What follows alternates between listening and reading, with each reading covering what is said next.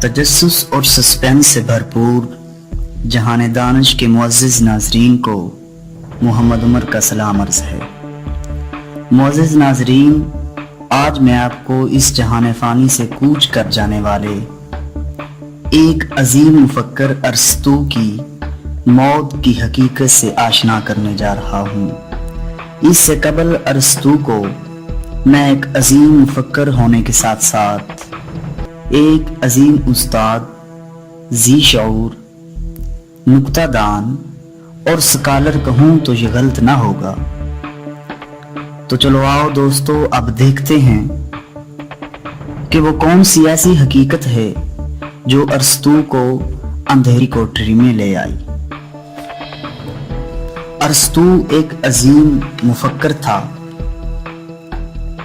ارسطو کے point of view کے مطابق جمہوریت ایک ایسا مفکرانہ اور نظام عدل کے بالکل منافی نظام حکومت تھا۔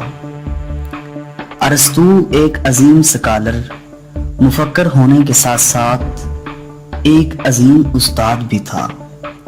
ارسطو اس بات کا بالکل بھی قائل نہیں تھا کہ ایک ریاست کو اس میں موجود معاشرے میں شخصیت کی بنا پر منصب اور کار منصب کو مد نظر رکھتے ہوئے جمہوریت اور نظام عدل کو، جو کہ منصب اور کار منصب پر قائم ہوتا ہے، بالکل اسی اثنا میں وہ اس نظام کے منافی ہونے پر متفق تھا۔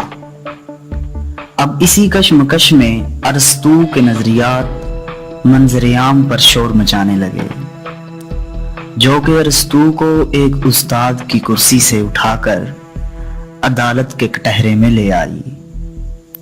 دوستو، بڑے ہی اختصار سے ارسطو کو سزائے موت سنا دی گئی۔